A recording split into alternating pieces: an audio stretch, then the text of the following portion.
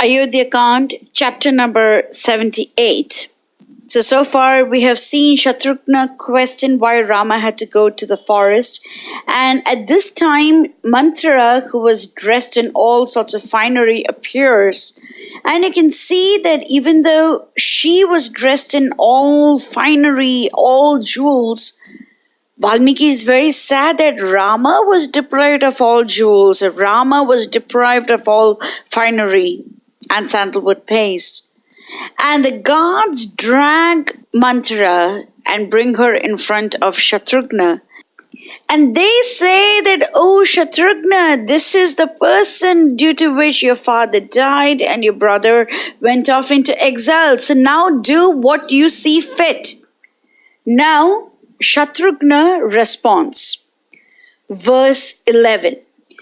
Tīvram utpaditam dukkham bhratruna me tathapito yaya seya nrishansasya karmanaha phalam ashnutam. Is it so? This she-devil that works so much havoc and destruction to His Majesty and His sons will be amply rewarded for all her trouble, and she will have no reason to complain. So Bharata says, Tīvra dukkhitam, that is the level of misfortune. Very serious misfortune is what this lady has caused my father and my brothers. And how does he call her? How does he address her? He says that she is Nrishamsasya, very cruel, and therefore that has to have a phalam. That karma should have a phalam or a fruit. Now there can be no doubt to anyone that Manthara's actions were extremely sinful. And therefore, a sinful activity must undergo the process of atonement as well. This is mentioned in Bhagavad Gita 143 purport. There is a system in the Varnashrama institution by which before death, one has to undergo the process of atonement for his sinful activities. One who is always engaged in sinful activities must utilize the process of atonement called the prayaschita. Without doing so, one surely will be transferred to hellish planets to undergo miserable lives as a result of sinful activities. Let us also take Bhagavad Gita 2:44. Bhoga Aishwarya Prasaktanam Taya Apahrita Chetasam Vyavasaya Atmika Buddhi Samadho Na Vidiyate. In the minds of those who are too attached to sense enjoyment and material opulence, and who are bewildered by such things, the resolute determination for devotional service to the Supreme Lord does not take place. In the purport, it is said, Samadhi means fixed mind. The Vedic dictionary, the Nirukti, says, Samyag adhiyate smin Atma Tattva Yathatmayam.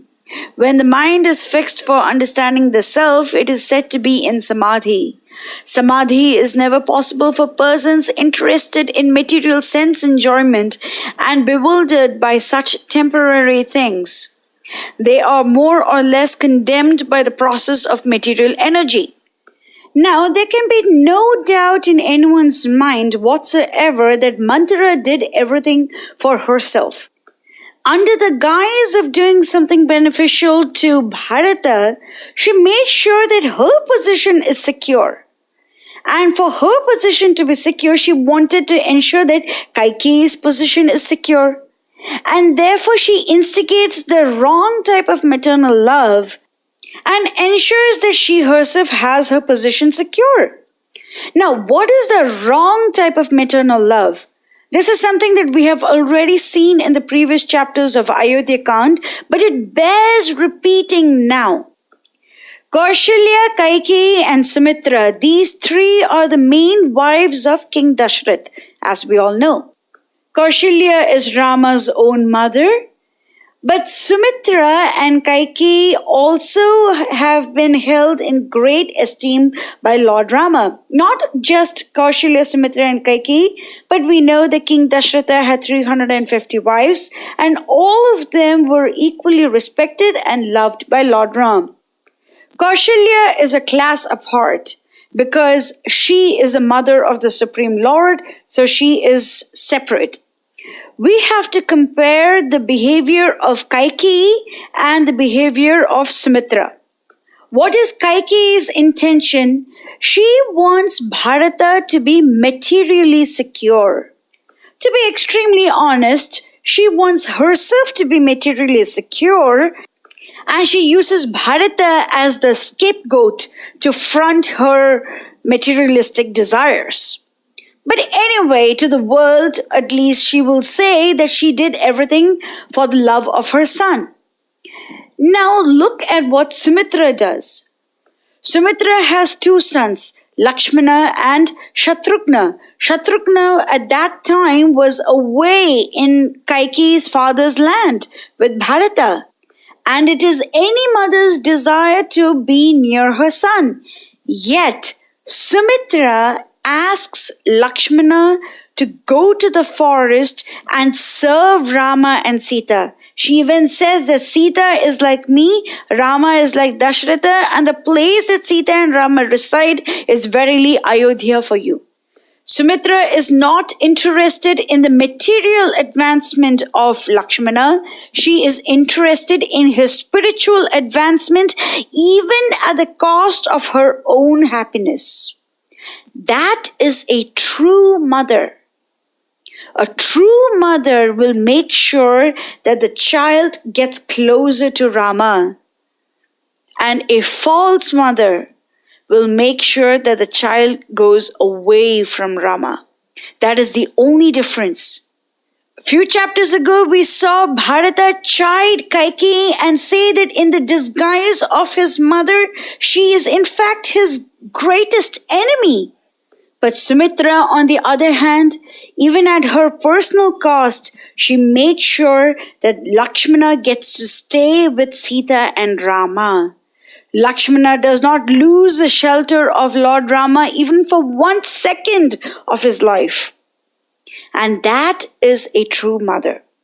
Now coming back to the topic at hand, who is Manthara?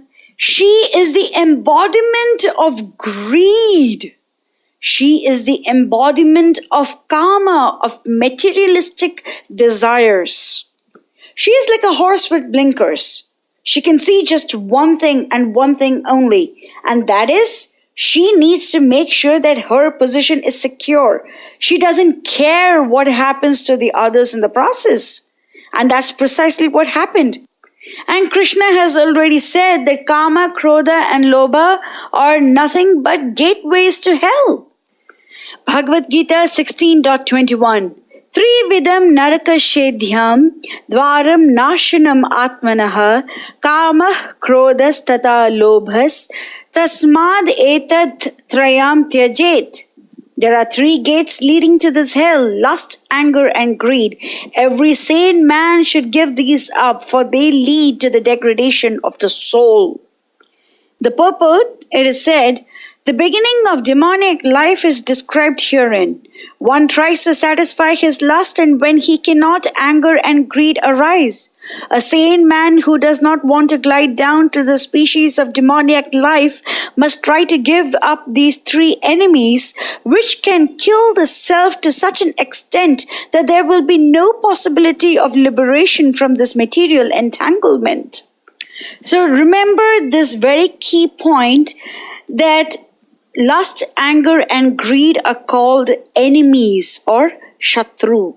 And the fact that Manthara is very greedy and lusty is a clear definition that she is beginning to become a demon. It is a quality of the Lord to punish demons. Keeping this in mind, let us go to verse 12. Evam ukta chate nashu sakhi jana samavrita grihita balavat kubja satat griham anadayat.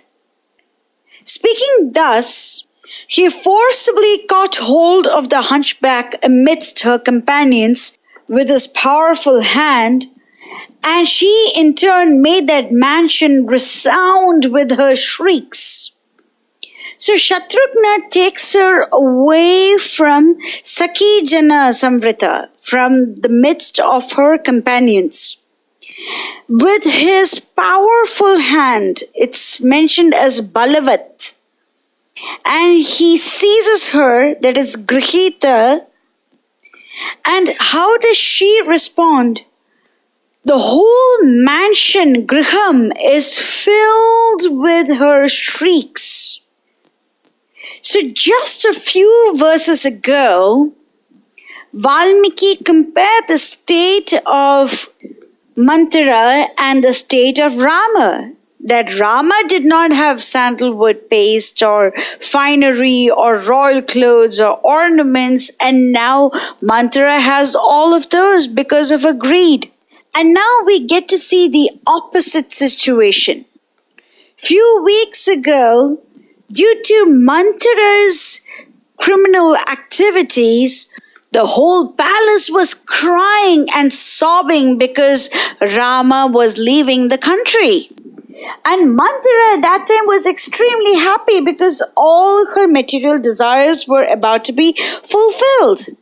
And now look at the change in the situation. The very Manthara who was happy just a month ago is now extremely sad. Why? Because she now realizes that she is going to be punished for her evil machinations. Verse 13. Tatah subrashya santapta tasyah sarva sakijana kruddham agnaya shatrughnam vyapyalayata sarvasaha. Then her companions, having conceived Shatrughna's anger and extremely agonized as they were, fled away from the place. So Manthara had nobody to support her at this time. She was all by herself. She committed a crime, and Shatrughna is the one to punish her. Why? Because she was materially entangled, and not only that, she ruined things for others as well. One person's greed influenced the destruction of an entire dynasty. Manthara's companions are fair weather friends because they were with her when she was great, and once she was in trouble, they just ran away. But of course, we will see that they are going to take the shelter of Mother Kaushalya because she is very kind and very gentle, and they tried to take her shelter, but they were more concerned about what is going to happen to them. This shows that being greedy and selfish is not even good for this material world. Then how is it going to be good for the spiritual world? Of course, there is a spiritual way of being selfish and greedy, in that we should be so greedy to grab onto every opportunity we get to serve the Lord. That is a different type of greed, but we are not talking about that over here. We're talking about the material greed, and that is not correct anywhere. So Manthara's so-called friends perceived Shatrughna's anger, kruddham. They could see his anger, and they understood that they don't want to come under the influence of Shatrughna's anger, and so they just ran away. And we will see that they're going to take the shelter of Mother Kaushalya, but they went away from that scene. So now Shatrughna has this ability to focus his anger solely on Manthara. But before that, we will see how those friends behave. Verse 14. Amantrayat kritsna cha tasya sarva sakijana yatha ayam samupakrantha nishesham nah karishyati. All the female companions of Manthara spoke amongst themselves. The way he is now coming up, he will surely slay all of us. They have never known Prince Shatrughna to lose his temper, and if something has moved him to anger, who can venture to face him?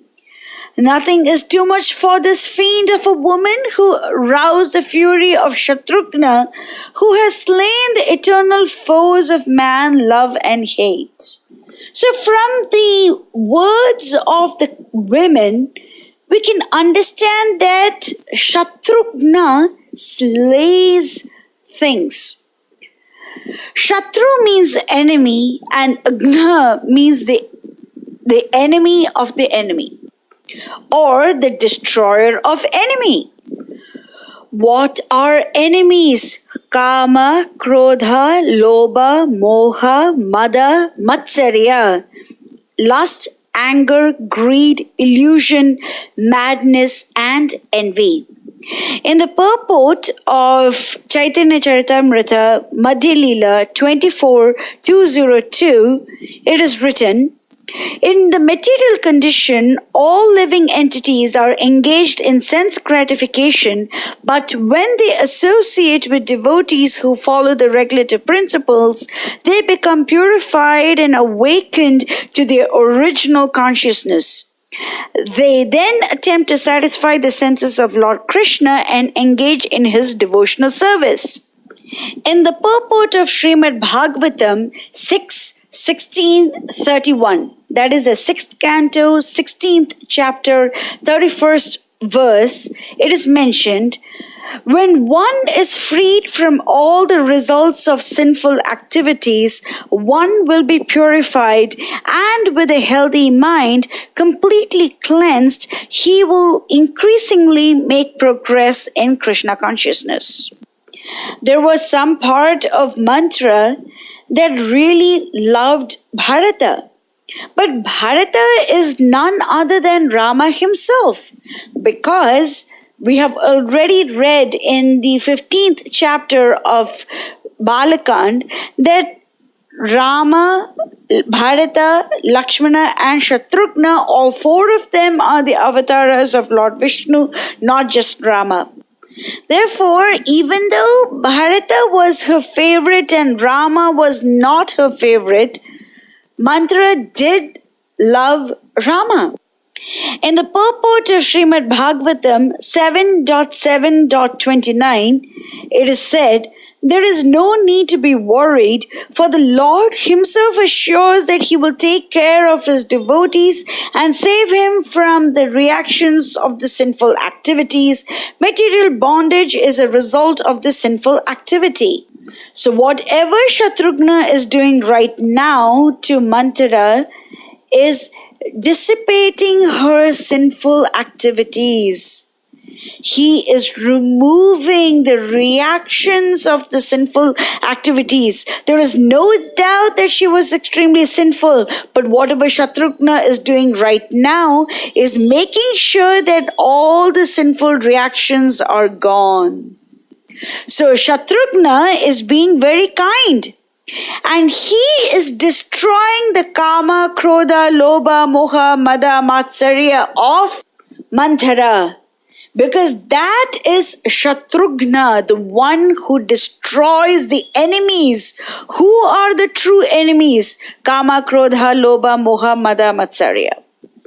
And Shatrughna is elevating Manthara from the position of a very demoniac nature into a more divine nature, even though he has to give her a little bit of a punishment at first, so that she understands that what she has done is indeed wrong and she does not repeat it in the future. So even when the Lord appears to be very cruel, he is being very kind. And a true devotee will always be able to see the kindness of the Lord even in the harshest of activities, because the Lord is never harsh to anyone. In Srimad Bhagavatam, 7th canto, 1st chapter, 43rd verse, Shukadeva Goswami says, Tam sarva bhutatma bhutam prashantam samadarshanam. The Lord, the super soul of all living entities, is sober, peaceful, and equal to everyone. And Shatrughna, being equal to everyone, is merely correcting Manthara's mistake, is merely making sure that she escapes that bond of material entanglement that she has found herself into. And Shatrughna is releasing the sinful activities of Manthara. Therefore, Shatrughna, even though he can be perceived as being extremely cruel, is in fact being very kind. But in the next portions, we will see how Bharata behaves, and we will see the differences between Bharata's attitude and Shatrughna's attitude. But make sure that no one mistakes that Shatrughna is being extremely kind to Manthara at this moment.